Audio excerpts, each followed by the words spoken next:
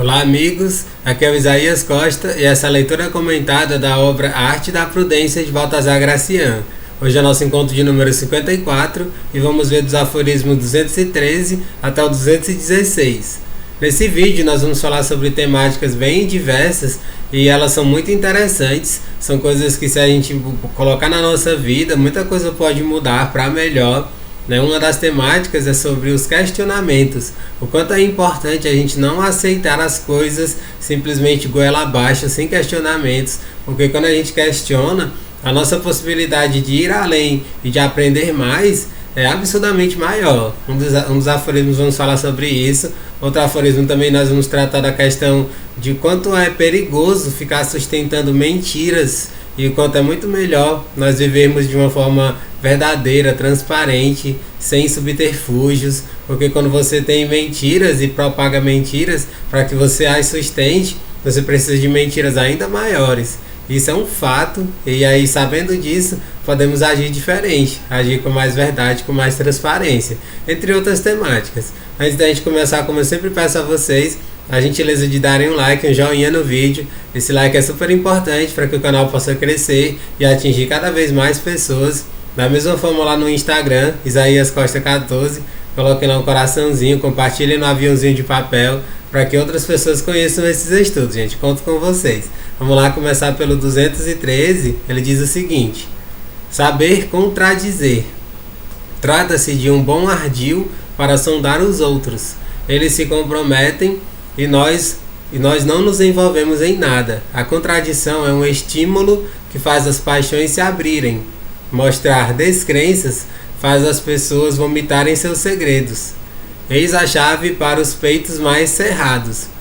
Com extrema sutileza pode-se sondar a vontade e o discernimento dos outros. O pouco caso sagaz a uma palavra que o outro envolveu em mistério dará caça aos segredos mais profundos, fazendo-os pouco a pouco chegar-lhes à língua, de onde podem ser capturados pelas reles do engano ardiloso. A hesitação do cauteloso faz os outros perderem a cautela e descobrir seus sentimentos. De outra forma, o coração permaneceria inescrutável. Fingir dúvida constitui a melhor gazua que sua curiosidade pode ter. Descobrirá tudo o que quiser. Mesmo no aprender, é um estratagema o aluno contradizer o mestre, que se empenhará para explicar e fundamentar a verdade. Desafie alguém moderadamente e o seu ensinamento será mais completo. Esse aqui é um aforismo bastante longo, é o mais longo que a gente vai ver nesse vídeo de hoje. Ele está falando dessa questão de contradizer, no sentido de você contrapor, questionar, trazer novas visões, perguntar se realmente aquilo é daquele jeito mesmo. Ele coloca numa linguagem um pouquinho mais rebuscada esse aforismo, mas essa é a proposta que ele está trazendo. E quando eu estava lendo, gente, na mesma hora, eu me lembrei de um método que é super difundido, principalmente na filosofia, que é o método desenvolvido pelo Descartes, né? Ele é escrito como Descartes, mas a gente pronuncia Descartes, que é o método do questionamento, né? Da dúvida metódica. A dúvida, o questionamento como um método.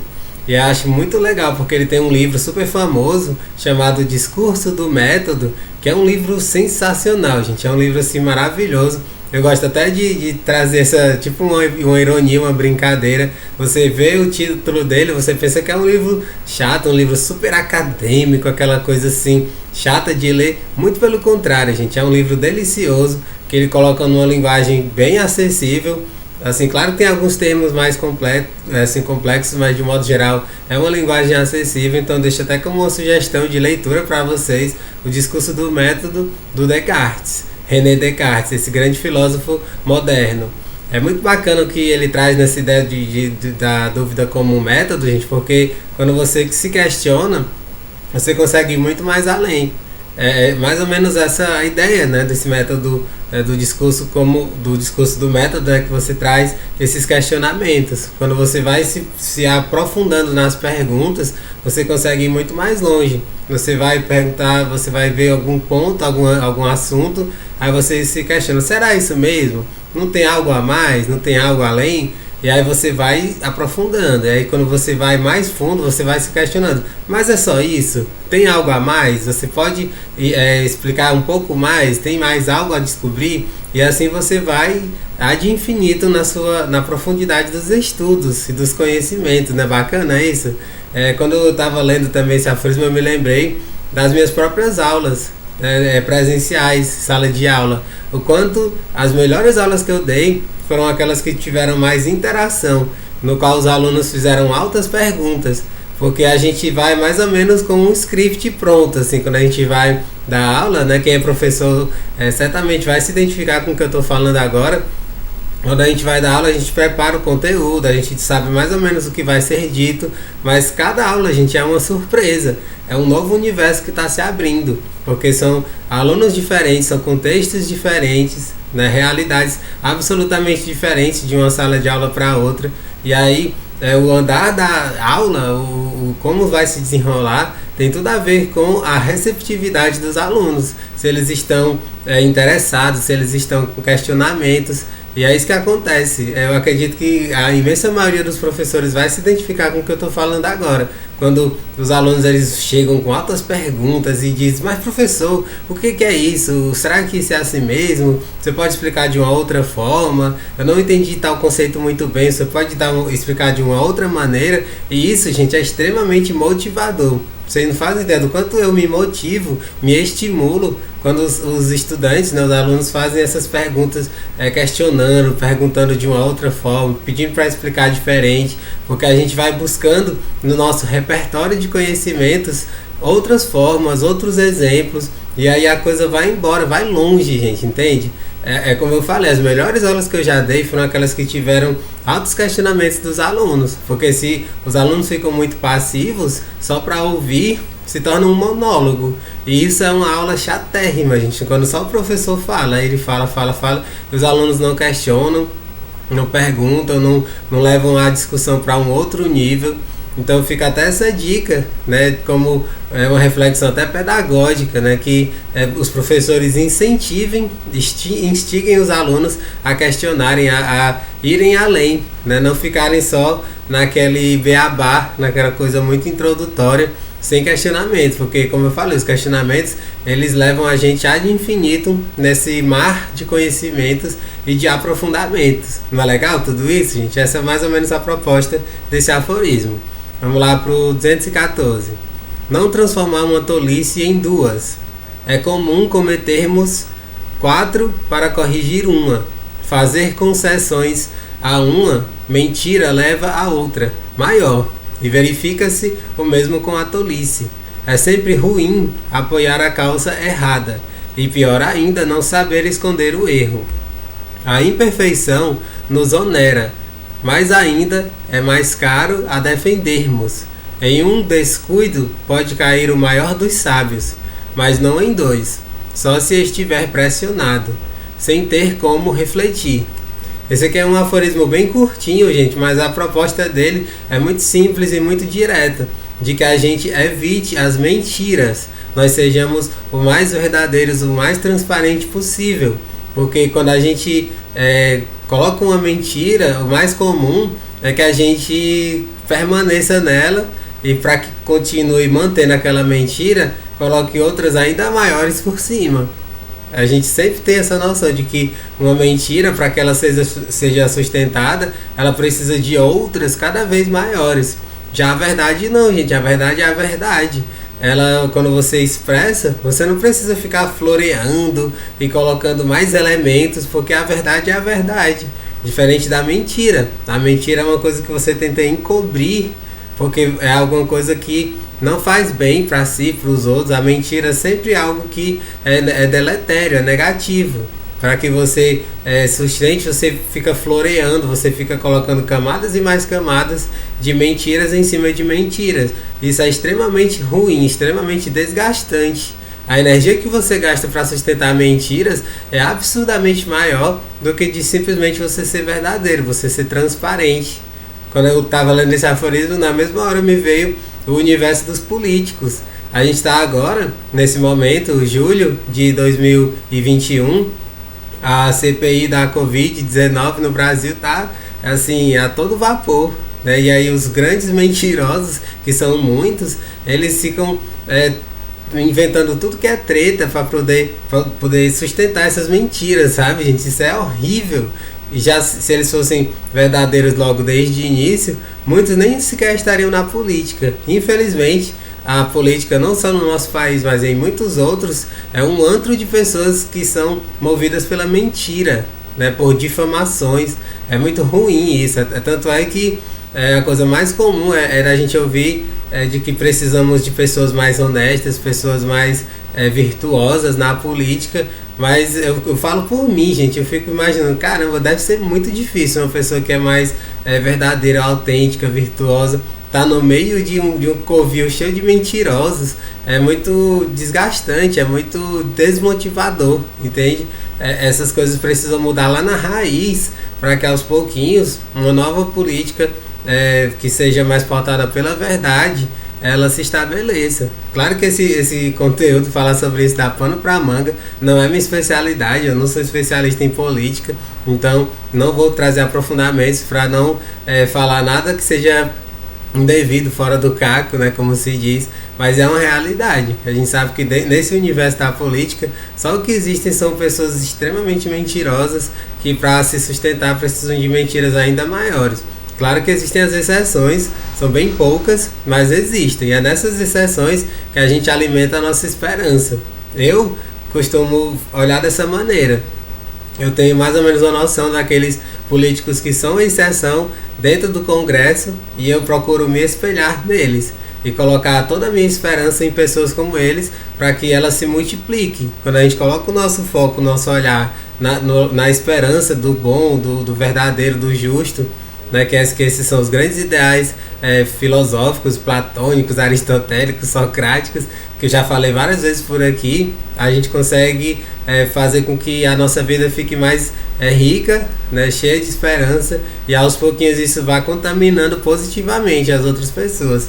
É mais ou menos assim que eu acredito, gente. Vamos lá para o 215, ele diz assim: prestar atenção a quem chega com segundas intenções. O astuto distrai a vontade do outro a fim de vencê-la. Uma vez hesitante, é fácil convencê-la. Dissimula as intenções para obter o que quer e se põe em segundo plano a fim de chegar primeiro.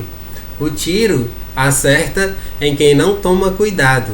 Permaneça alerta enquanto as intenções estão despertas. Quando as intenções se ocultam no segundo plano, redobre a vigilância para reconhecê-las. A cautela deve ficar atenta a fim de permanecer o artifício com que chegam. Observe os rodeios para chegar ao que querem. Eles propõem uma coisa e pretendem outra, voando em círculos com sutileza até atingirem o alvo de sua intenção. Cuidado, pois, com o que se concede. Às vezes, é melhor fazer os outros entenderem que você entendeu. Esse aforismo, gente, ele é perfeito também. Ele traz um pouquinho de ligação com o anterior, né, falando um pouco dessa visão ardilosa, principalmente que a gente vê nos políticos, né, que eles ficam floreando e fazendo um monte de divagações para que encubra a verdade, né, e aí você fique na mentira, né? Quer dizer, encobrar mentira, né? Você fique floreando para que você pareça ser honesto, pareça ser uma pessoa verdadeira, sendo que a gente vê que muitas vezes isso não acontece. Essas são as segundas intenções, e para que a gente consiga percebê-las, precisamos desenvolver em nós essa sensibilidade. Eu gosto sempre de dizer, gente, que a linguagem corporal, ela nos ajuda muito. Porque quando você fica só na linguagem verbal falada, ela é muito pobre, gente. Os grandes estudiosos da linguagem corporal, eles falam que de toda a nossa linguagem, a linguagem corporal ela é em torno de 90% ou até mais. Entre 90% e 92% mais ou menos de toda a nossa linguagem, ela é corporal. Se você prestar atenção como é que a pessoa se expressa corporalmente, você consegue perceber quando ela está mentindo. Mesmo os grandes pessoas que dissimulam, né? Esses grandes políticos que a gente vê por aí, que são mestres nessa arte de mentir. A meu ver, é onde existem mais mestres da mentira, dentro desse universo da política. Eles fazem isso de um jeito tão convincente que você jura que eles estão falando a verdade. E aqui, gente, eu quero trazer tipo uma técnica que eu utilizo demais no meu dia a dia. E ele mais ou menos resume essa técnica lá no finalzinho, nas últimas palavras. Ele diz assim: cuidado, pois, com o que se concede. Às vezes é melhor fazer os outros entenderem que você entendeu. Isso, gente, é magnífico. Eu até convido vocês que estejam assistindo a experimentarem isso no dia a dia. Quando a pessoa estiver falando coisas para você, tentando convencer de algo que é ruim, que é negativo, que é cheio de trapaças, de mentiras, e ela quer convencer você, ela quer lhe enganar, ela quer lhe trapacear, você percebendo isso, sendo sagaz, né, como ele diz, você rebate, você contrapõe a pessoa exatamente com aquele ponto, para você mostrar para ela que você entendeu que aquilo que ela está fazendo é uma falcatrua, é uma mentira, é uma trapaça, e aí você vai perceber, ela vai cair na própria armadilha dela. E quase sempre as pessoas elas ficam atônitas, elas ficam sem saber como reagir, né? Digamos que uma pessoa ela quer forçar você a fazer uma coisa que seja de engano, de enganar os outros, de trapacear os outros. Ela vai explicar com todo o floreio, dizendo: não, isso aqui é assim assado, a gente pode fazer isso desse jeitinho aqui, que ninguém vai saber, ninguém vai perceber e vai ficar tudo bem. E aí o que você faz? Você fala para ela, você praticamente repete as mesmas palavras e você faz o questionamento. Sim, deixa eu ver se eu entendi. É mais ou menos isso que você faz. Você diz para ela desse jeito: peraí, deixa eu ver se eu entendi. Você está me propondo que eu faça isso, aquilo, outro, que você sabe que é um erro. Você sabe que isso é antiético. Você está me propondo isso.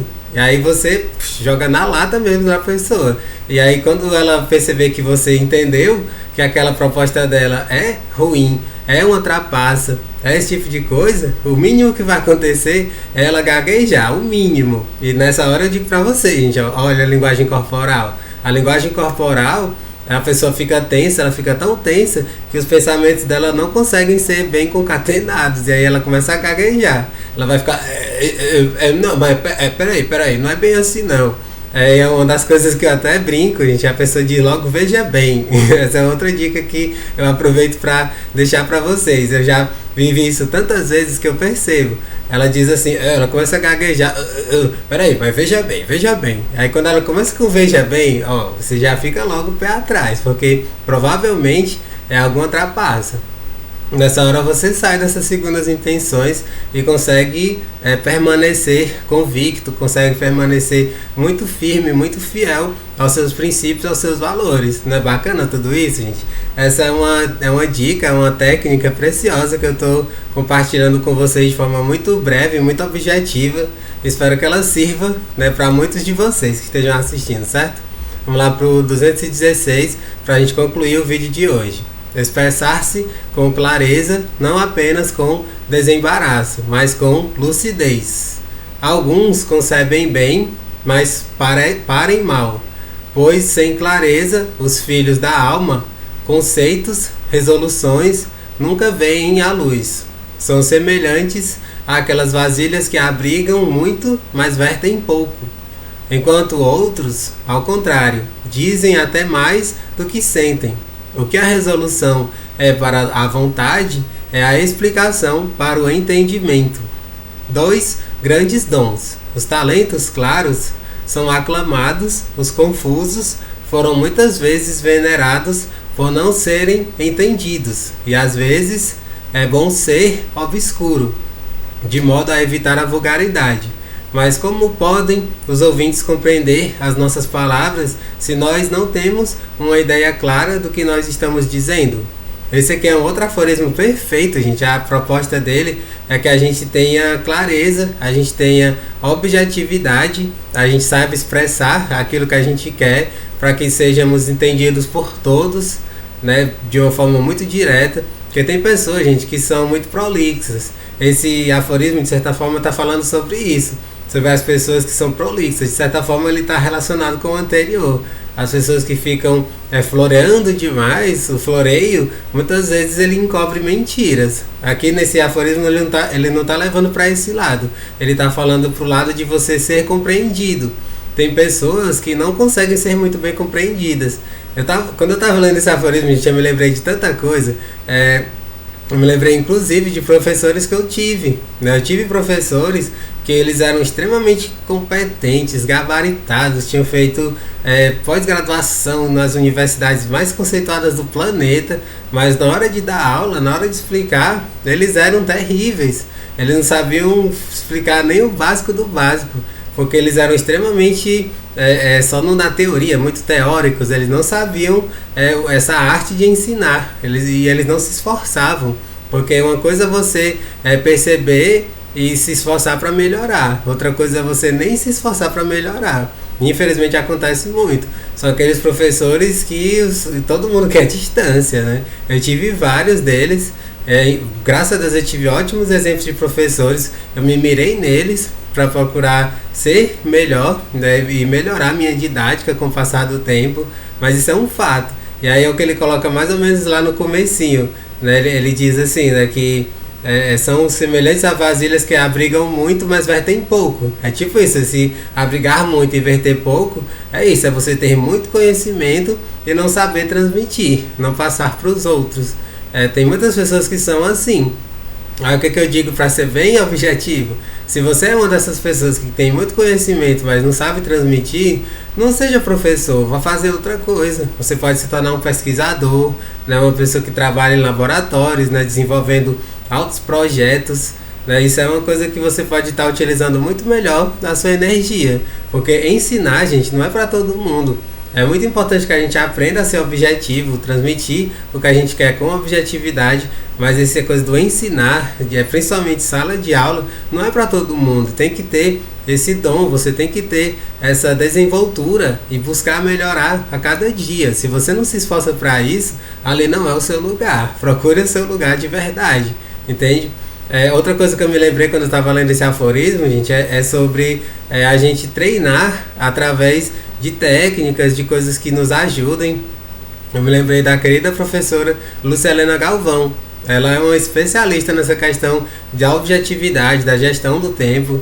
Ela tem um curso, ela sempre explica nas suas palestras que ela tem um curso de gestão do tempo e que ela fala para as pessoas que elas precisam aprender a contar o que elas querem de forma objetiva, trazendo as ideias principais de forma muito rápida. Ela sempre traz um exemplo bem bobinho, mas que explica bem. É sobre você contar o tempo.